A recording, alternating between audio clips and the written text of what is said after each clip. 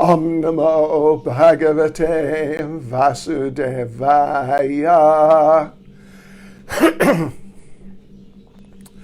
Om Namo Bhagavate Vasudevaya.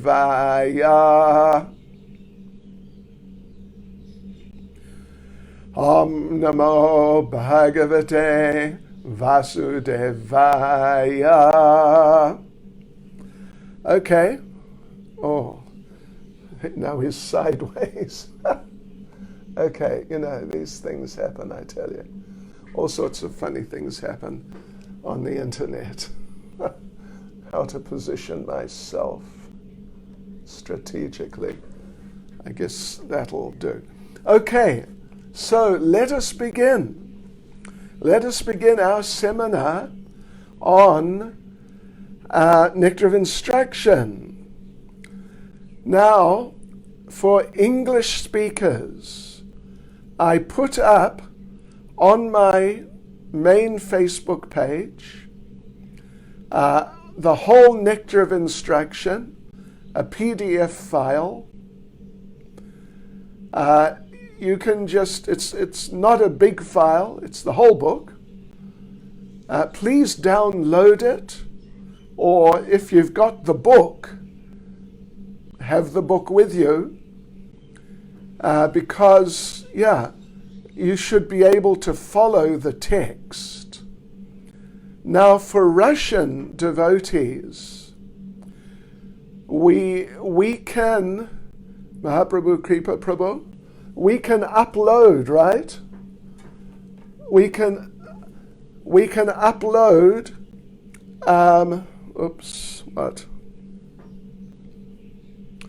we can upload a copy of Nectar of Instruction, right?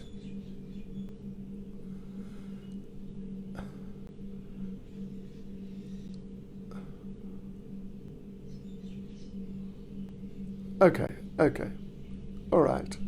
Otherwise, I can convert that file to PDF and just put that up also. It's very simple. Okay, so here we go. Yeah. Tak načinam. So first thing we're going to do is read the whole preface. At least it's called that in English. It's written by Prabhupada, just introducing the book. If you have the book, then please open it and find the preface, and we will read it right now. Here we go. The Krishna consciousness movement is conducted under the supervision of Srila Rupa Goswami. The Gaudiya Vaishnavas, or Bengali Vaishnavas, are mostly followers of Sri Chaitanya Mahaprabhu, of whom the 6 Goswamis of Vrindavan are direct disciples. Therefore, Srila Narottam Das Thakur has sung, Rupa Raghunatha Pade, Hoibe Akute, Kabe Hama Bujabase, Yugala Piriti, which means, when I'm eager to understand the literature left by the Goswamis, then I shall be able to understand the transcendental loving affairs of Radha and Krishna. Sri Chaitanya Mahaprabhu appeared in order to bestow upon human society the benediction of the science of Krishna. The most exalted of all the activities of Lord Krishna are his pastimes of conjugal love with the gopis. Sri Chaitanya Mahaprabhu appeared in the mood of Srimati Radharani, the best of the gopis.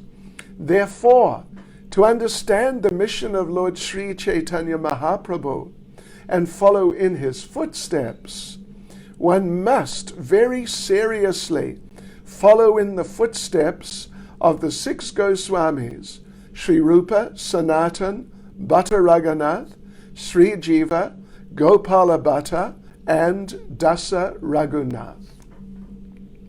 Sri Rupa Goswami was the leader of all the Goswamis, and to guide our activities he gave us this Upadeshamrita. the nectar of instruction to follow. As Sri Chaitanya Mahaprabhu left behind him the 8 verses known as Shikshastika, Rupa Goswami gave us Upadeshamrita so that we may become pure Vaishnavas. It's very interesting, the parallel. Anyway, we'll talk about that. In all spiritual affairs, one's first duty is to control his mind and senses. Unless one controls his mind and senses, one cannot make any advancement in spiritual life. Everyone within this material world is engrossed in the modes of passion and ignorance. One must promote himself to the platform of goodness, sattva gun, by following the instructions of Rupa Goswami. And then everything concerning how to make further progress will be revealed. Advancement in Krishna consciousness depends on the attitude of the follower. A follower of the Krishna consciousness movement should become a perfect Goswami. Vaishnavas are generally known as Goswamis. In Vrindavan, this is the title by which the director of each temple is known. One who wants to become a perfect devotee of Krishna must become a Goswami.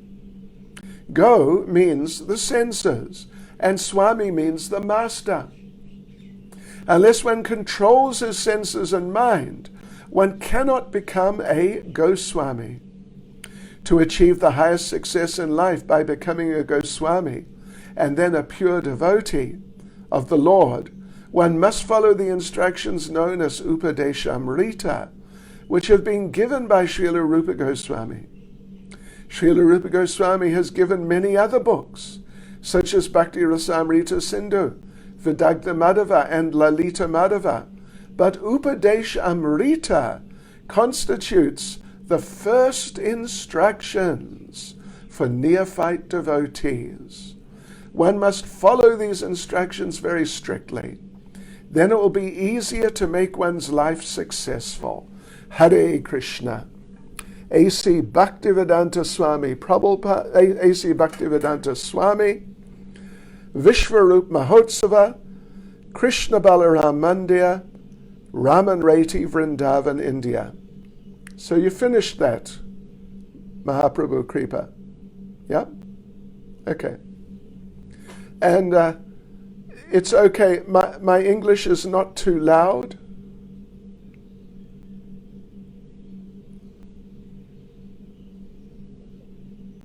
All right. Okay, as long as it's not going to be difficult for the devotees. Okay. All right, so now what we're going to do is I am going to refer to my notes for a minute. Here are my notes. Yeah. Okay, just a little comment. Lord Chaitanya instructed Rupa Goswami at Prayag for 10 days. You know, we mentioned that when we were doing our 6 Goswamis seminar, when we talked about Rupa Goswami. After he escaped from his government duties to the Muslim government, then he met Lord Chaitanya in Prayag, and Lord Chaitanya instructed him for 10 days.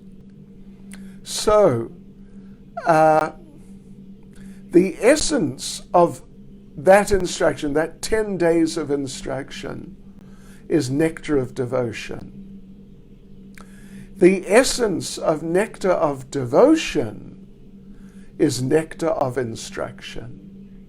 Yes. So this is very nice, and this is very important. Okay, so now, let's see. Now what we're going to do,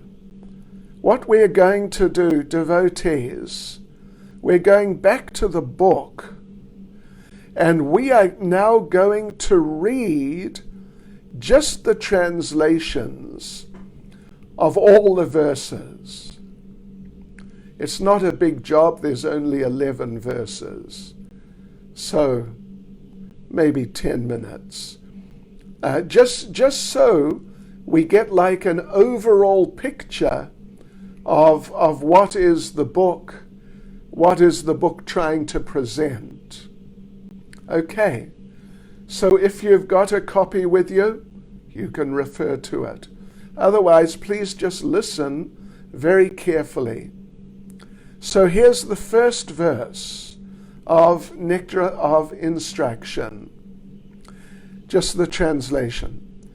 A sober person who can tolerate the urge to speak, the mind's demands, the actions of anger, and the urges of the tongue, belly, and genitals, is qualified to make disciples all over the world. Second verse. One's devotional service is spoiled when he becomes too entangled in the following 6 activities. 1. Eating more than necessary or collecting more funds than required. 2. Over-endeavoring for mundane things that are very difficult to obtain. 3. Talking unnecessarily about mundane subject matters. 4. Practicing the scriptural rules and regulations only for the sake of following them and not for the sake of spiritual advancement, or rejecting the rules and regulations of the scriptures and working independently or whimsically. 5. Associating with worldly-minded persons who are not interested in Krishna consciousness. And 6. Being greedy for mundane achievements. So that's verse 2. And now verse 3. There are 6 principles favorable to the execution of pure devotional service. 1. Being enthusiastic. 2. Endeavoring with confidence. 3. Being patient. 4. Acting according to regulative principles, such as Shravanam Kirtanam Vishno Smaranam, hearing, chanting, and remembering Krishna. 5. Abandoning the association of non-devotees. And 6. Following in the footsteps of the previous acharyas. What are you talking about? Telephone trying to have a revolution. These 6 principles undoubtedly assure the complete success of pure devotional service. Okay? Now, verse number 4. Offering gifts in charity, accepting charitable gifts, revealing one's mind in confidence, inquiring confidentially, accepting prasad, and offering prasad are the 6 symptoms of love shared by one devotee and another. One should, now this is number 5. One should mentally honor the devotee who chants the holy name of Lord Krishna. One should offer humble obeisances to the devotee who has undergone spiritual initiation, diksha, and is engaged in worshipping the deity.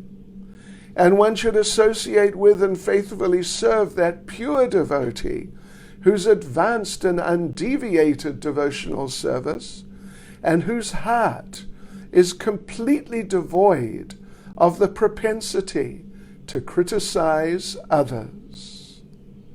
Now, verse 6. And just listen, Mahaprabhu Kripa, for a minute.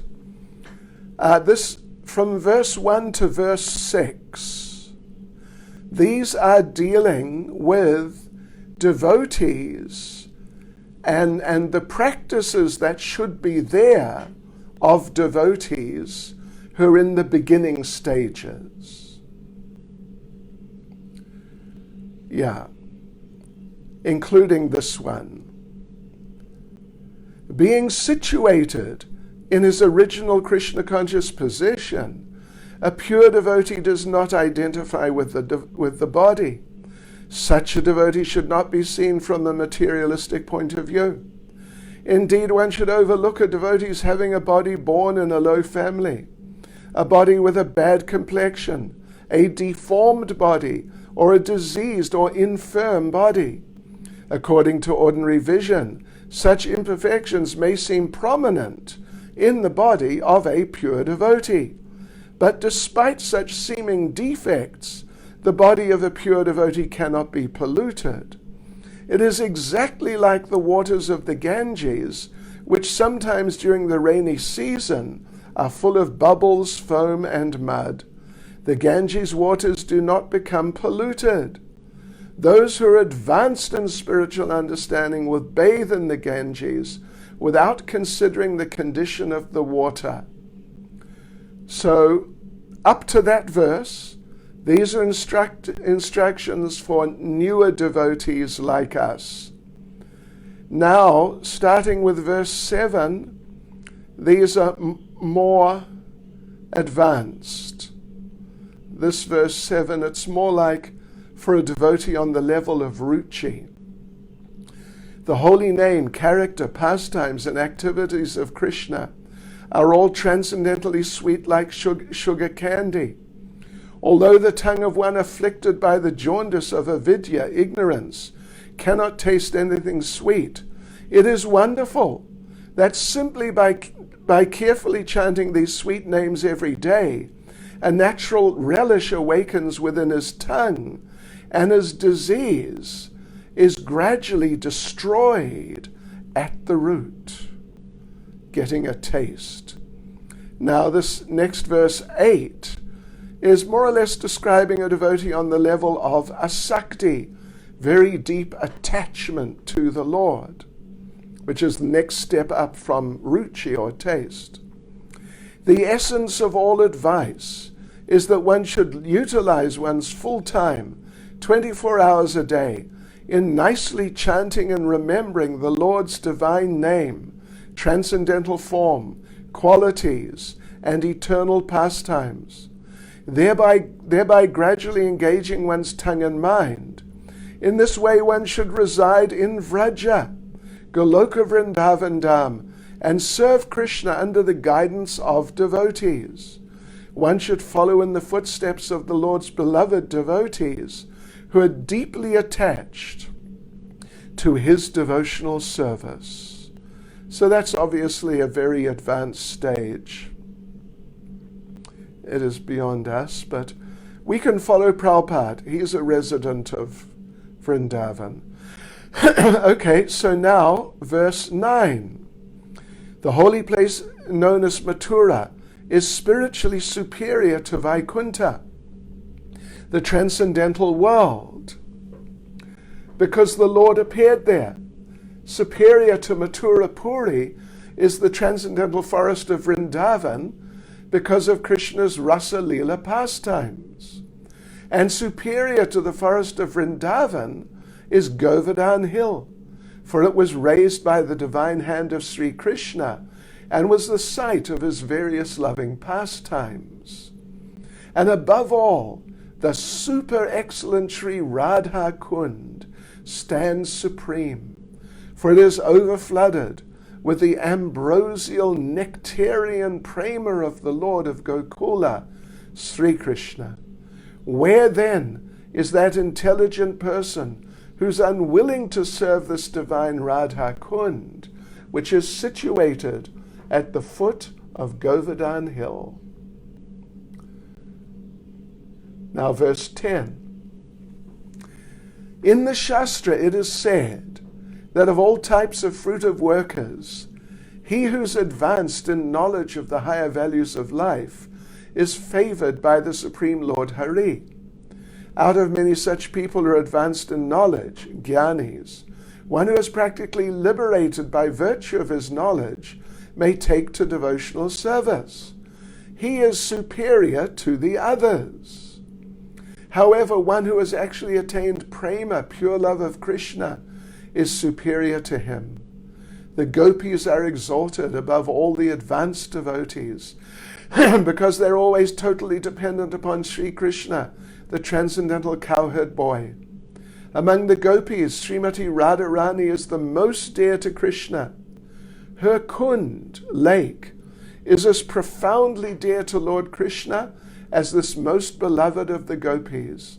Who then will not reside at Radha Kund and in a spiritual body, surcharged with ecstatic devotional feelings, a prakrita bhava, render loving service to the divine couple Sri Sri Radha Govinda, who perform their Ashtakaliya Leela, their eternal eightfold daily pastimes. Indeed, those who execute devotional service on the banks of Radha Kund are the most fortunate people in the universe. And now the last verse, the conclusion of Nectar of Instruction. And you can see how elevated the subject matter has become. Of the many objects of favored delight, and of all the lovable damsels of Vrajabhumi, Srimati Radharani is certainly the most treasured object of Krishna's love. And in every respect, her divine Kund is described by great sages as similarly dear to him. Undoubtedly, Radha Kund is very rarely attained, even by the great devotees. Therefore, it is even more difficult for ordinary devotees to attain. If one simply bathes once within these holy waters, one's pure love of Krishna is fully aroused. Hare Krishna. Okay, so that's like our introduction to our seminar. We've read the preface, Srila Prabhupada's introduction, explaining a bit about the background, how Nectar of Instruction came to be, what its position is. It's something like Shikshastak. Shikshastak, that's the main instructions of Lord Chaitanya. Nectar of Instruction, it's like the main instructions, the essence of the instructions of Srila Rupa Goswami, having been instructed by Lord Chaitanya. So it's important. It really is important, and wonderful literature. So now, let's just dive into the ocean of nectar, of instruction. Yes. Let's read just once again. Well, let's read the whole of verse 1. Let's read the Sanskrit also. Just bear with me. Bear with me. Okay. Let us read the Sanskrit of verse 1. Vachavegam manasakrodavegam jivavegam udrapasthavegam etan vegan yo vishaheta dira sarvam apimam pritivim sashishyat. A sober person who can tolerate the urge to speak, the mind's demands, the actions of anger, and the urges of the tongue, belly, and genitals, is qualified to make disciples all over the world. Now, having read that, we have said, Prabhupada said, right at the end of his preface, Prabhupada said, nectar of instruction is for the neophyte devotees. And we have said also that from verse 1, what was it, to verse 6, from verse 1 to verse 6, these are particularly for devotees like us, sadhakas, ordinary practicing devotees, not some special super devotees.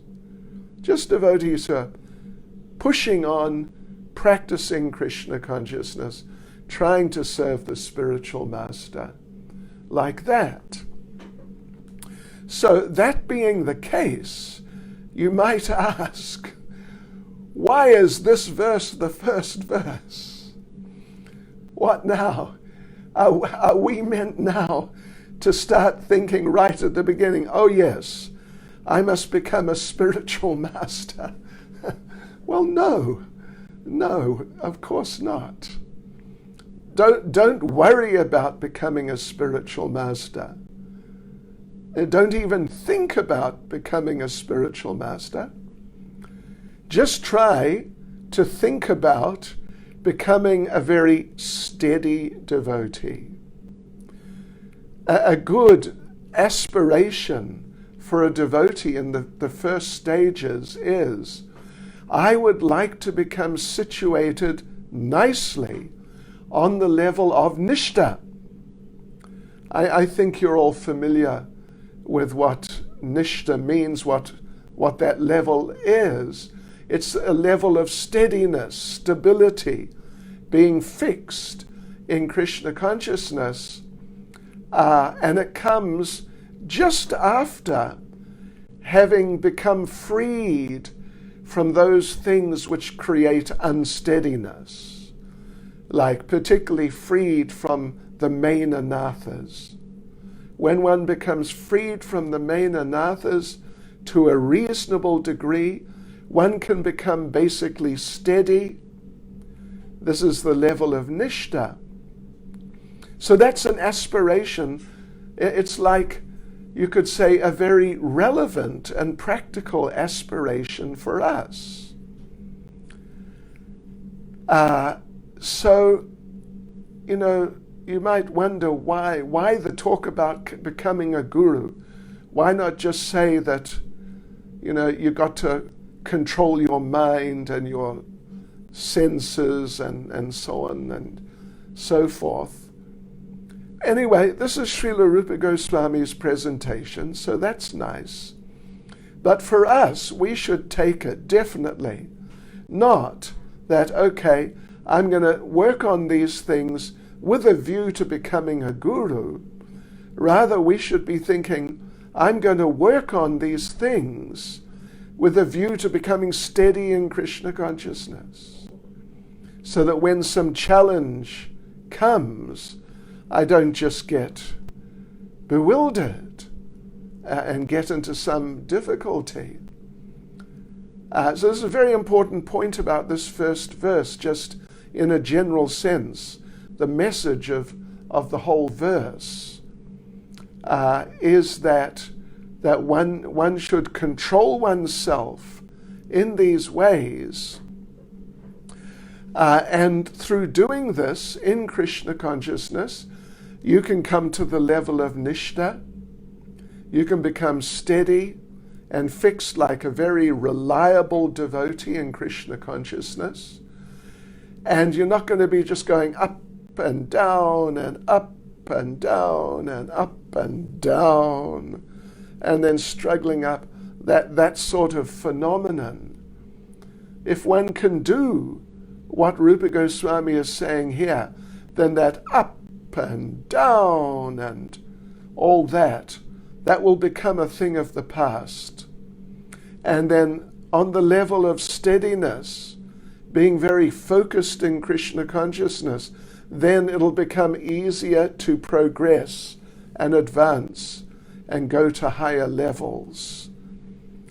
Yes, so anyway, Now, we're going to do a little analysis of the purport.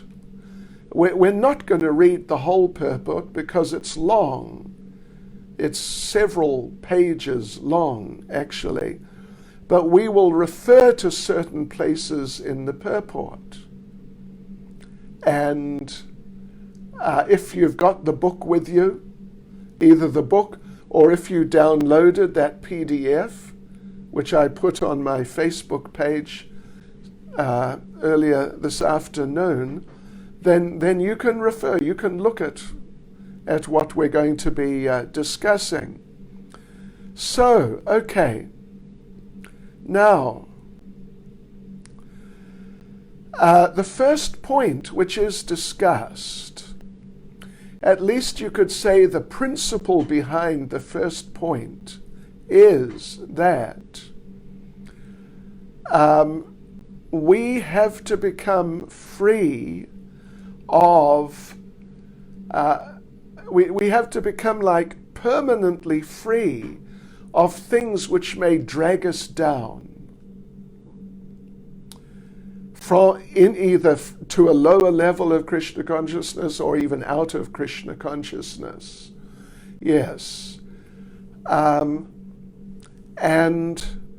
we have to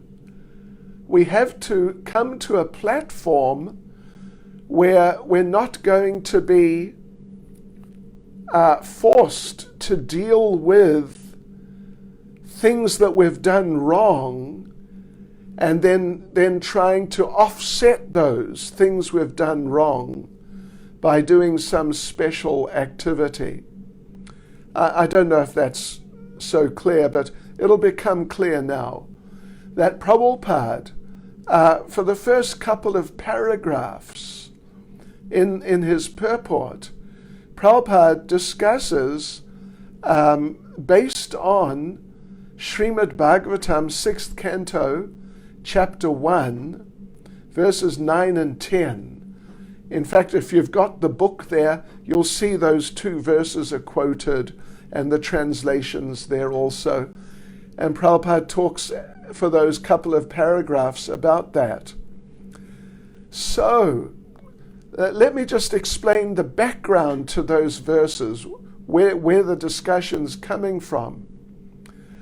The thing is, in the last chapter of the 5th canto, this is the first chapter of the 6th canto, so just the immediate previous chapter in the 5th canto, it's a description, a very elaborate, detailed description of the 28 main types of hellish planets. And sure, it's pretty hellish. It's so horrible.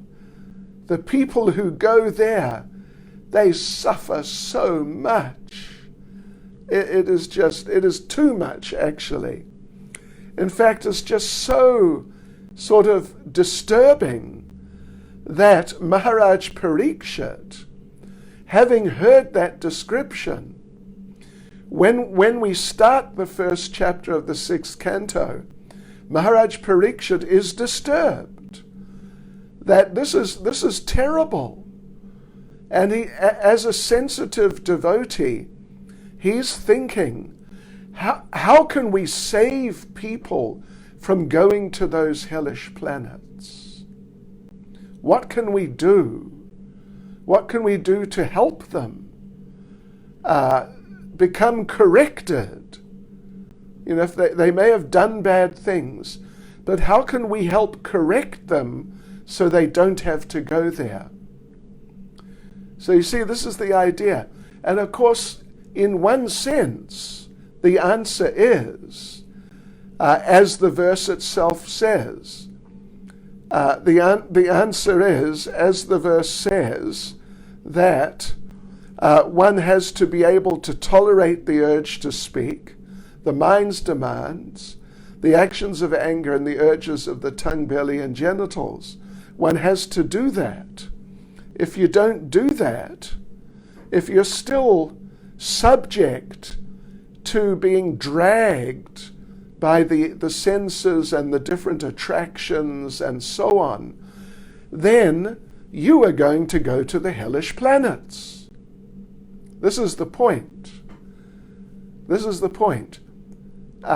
It's one thing to become a guru by becoming expert and completely free from those things. It's another thing becoming steady by developing some qualifications, some freedom from those things. But it's another thing if someone is just on a low level and they're just affected, they're just doing those sort of things all the time or regularly, they're going to go to hell. Yes. So therefore Maharaj Parikshit is asking, what he's really asking is, what program of activity can people take up?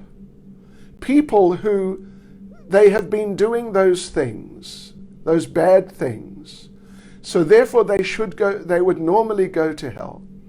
So what sort of program can we give those people so they become free from that?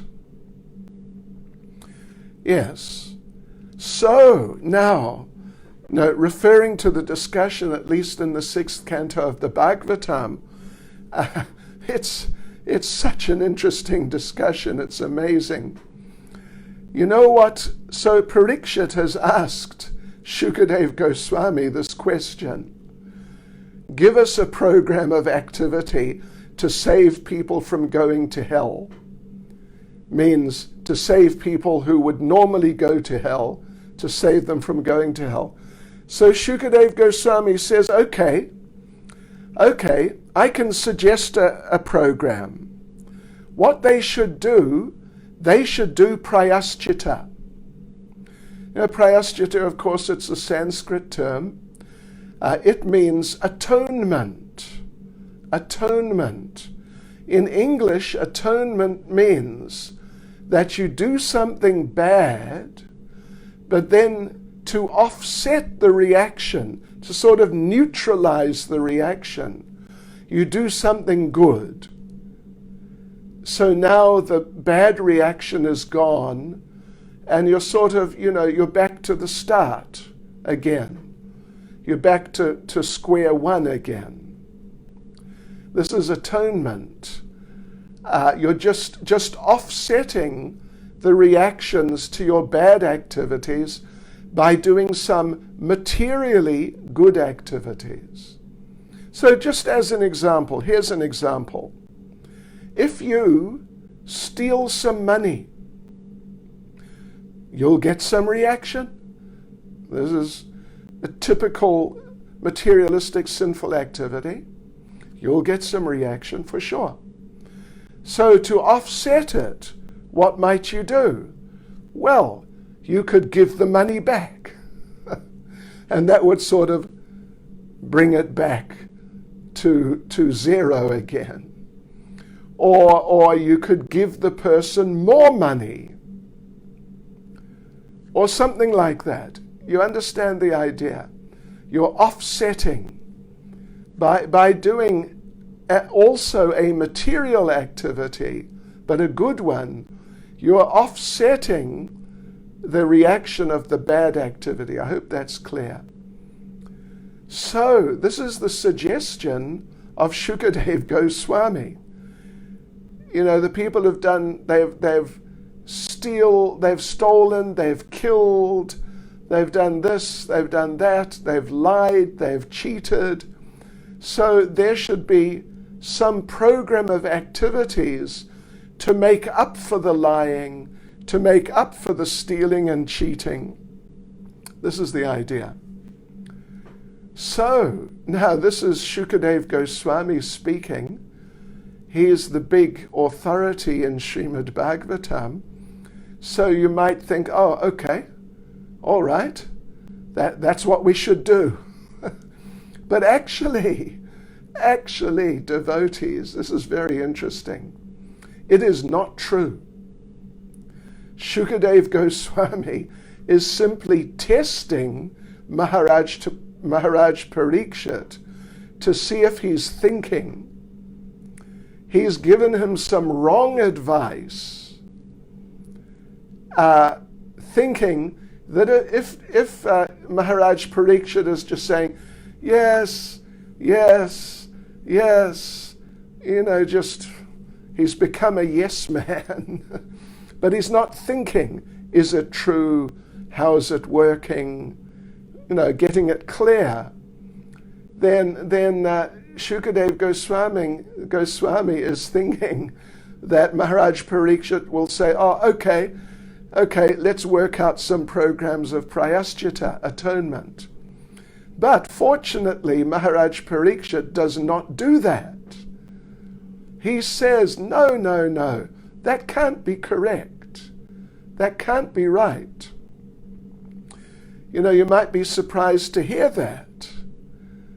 The spiritual master, and he's not just the spiritual master, but he's the speaker of Srimad Bhagavatam, has given some misleading information, but it's very specifically as a test.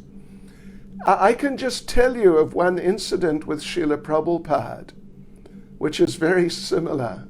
It's very similar, actually. Now, some of you may have heard us talk about this. Prabhupada's on his morning walk in some American city, in the city. And, it's lots of houses and the road, and, it's a sort of congested place. It's not a park or something like that. So and it's a rich area, a wealthy area. And he's walking through with some devotees. And there are these big houses with big cars, big gardens, and like this. So Prabhupada's walking along, and he points to one of the big houses. And Prabhupada says, we can engage that house in Krishna's service. And the devotees say, yes, Prabhupada. And then they walk on a little. Prabhupada points to a beautiful garden with lovely, very beautiful flowers. And Prabhupada says, we can engage those flowers in Krishna's service. And the devotees say, yes, Srila Prabhupada. And then they see some nice motor car, the latest model, expensive car. And Prabhupada points to it and says, we can engage this car in Krishna's service. And the devotees say, yes, Prabhupada.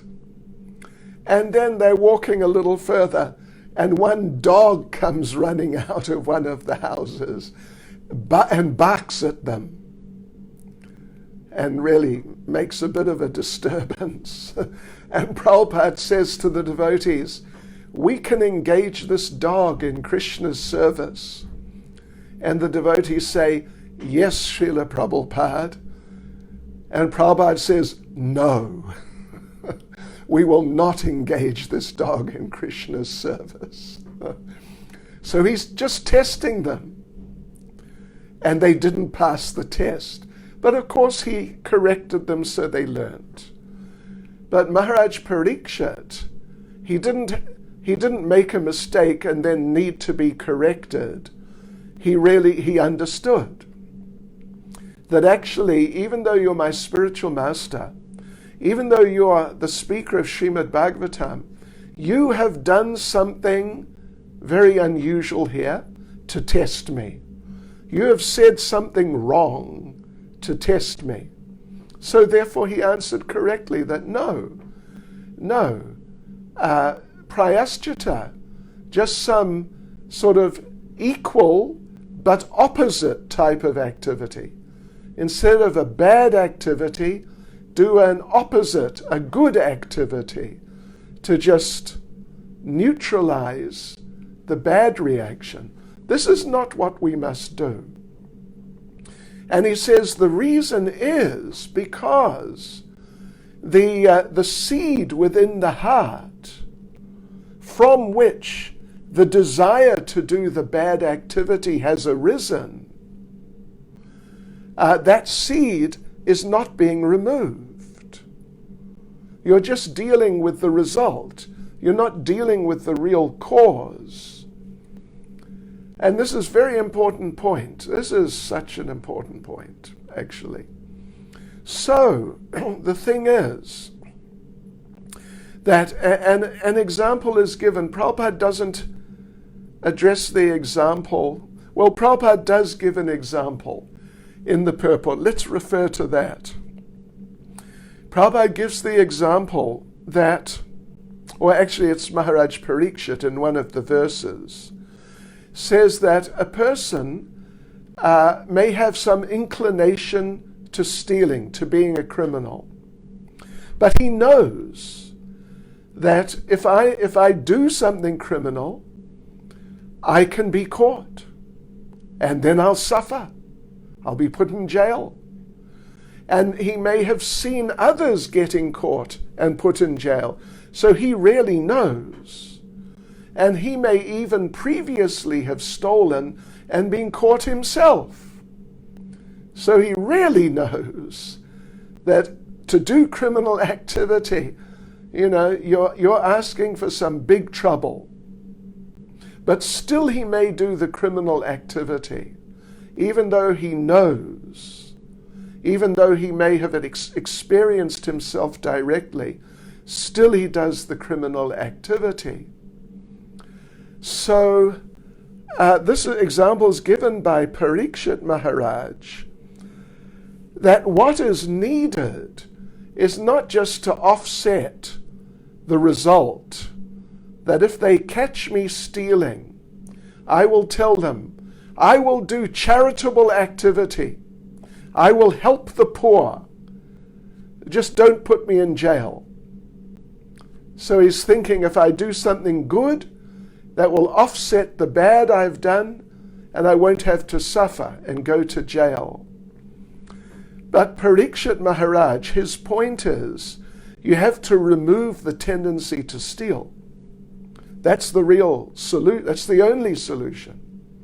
While the tendency to steal is still there, then sooner or later you're probably going to steal, and you can end up in big trouble again.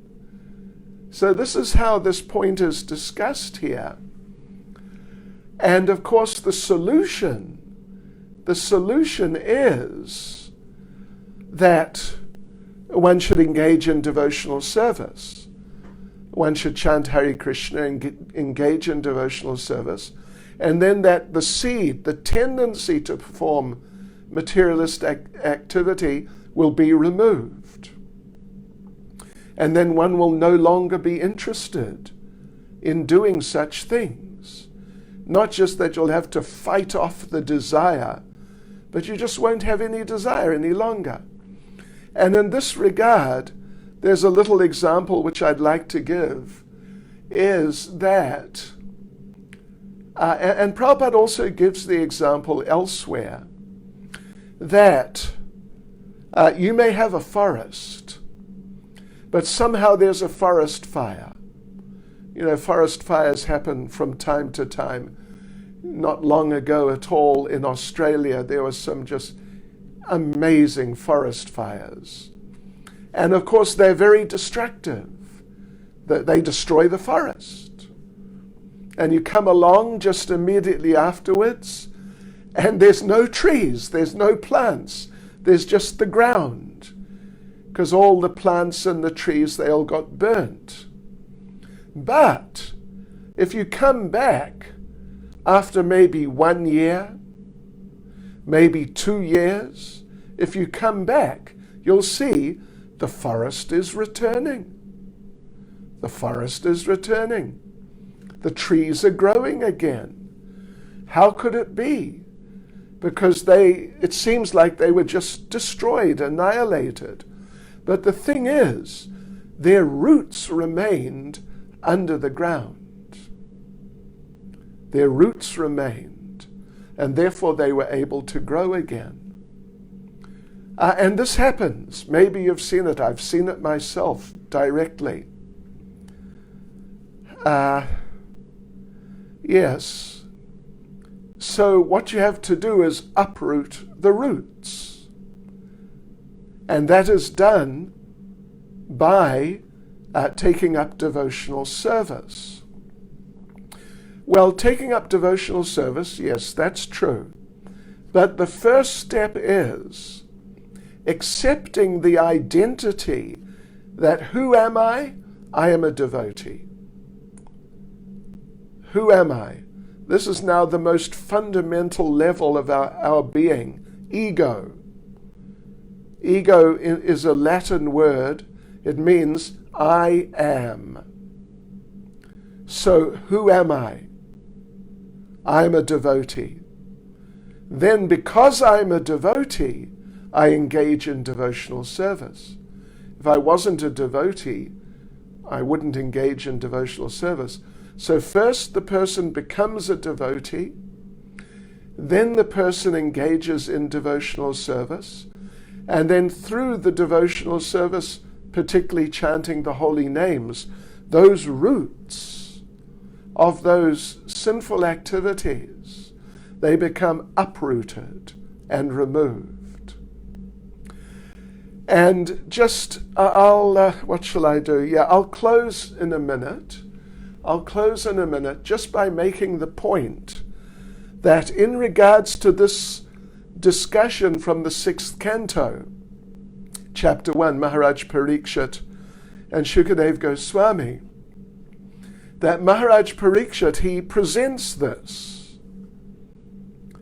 And also he gives another very important example, that doing this atonement, prayaschita, it's just like elephants who take a bath in the river and they squirt water and everything and they become clean and they come out of the river and roll in the dust again. Maharaj Parikshit gives this as an example, that you become clean, you become free from karmic reaction, but then you go and do the same thing again, and you become contaminated again. So Maharaj Parikshit explains this to Shukadev Goswami, and Shukadev Goswami agrees, yes, well done, you understood. But then that's not the end of that. This point is so important, that how can people from sinful backgrounds not just become free from reaction, but actually go back to Godhead, become liberated, and go back to Godhead, and just become totally free from all the past? In order to clarify this, Shukadev Goswami then tells the story of Ajamil. I imagine you're familiar with the story of Ajamil. He was a very degraded person, but somehow or other he became engaged in chanting the holy names. Not even deliberately, but he gave his son a name, Narayan. You know the story. And so all day he was chanting, Narayan, Narayan, come here, Narayan, stop that, Narayan. It was Narayan, Narayan all day. And just on the basis of that chanting, not good chanting, no 16 rounds, not good chanting, but on the basis of that chanting, he was delivered. So this is the answer, actually, of Shukadev Goswami. You want to escape the hellish planets? Engage in devotional service, but particularly chanting. And it's the answer in this case here, in terms of these 6 activities, the 6 Vegas, they're called. Vacha Vega, Manasa Krodha Vega. These 6 Vegas, which implicate people in sinful life. The answer to how do we overcome them? Not just how do you become a guru, or even how do you become steady, but how do you just get free from them so you can start doing something really for your advancement in life? The answer is engage in devotional service, particularly chanting the holy names, and then you'll start. And then you'll become stable, and then you can even become a guru in due course after some time. So devotees,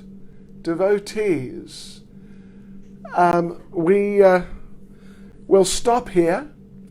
Is that okay, Mahaprabhu, Kripa Prabhu? We'll stop here. It's all right? Okay. So, devotees, I don't know how long this whole seminar is going to take, but I can tell you definitely, it will take as long as it takes.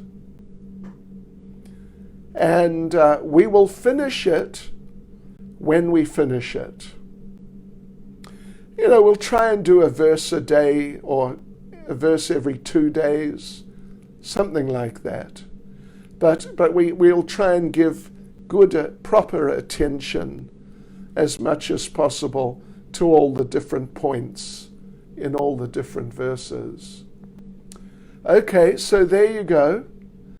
Thank you all very much. Shri Upadeshamrita Ke, Shri Nectar of Instruction Ke, Srila Rupa Goswami Ke, Srila Prabhupada Ke, Go Premanande.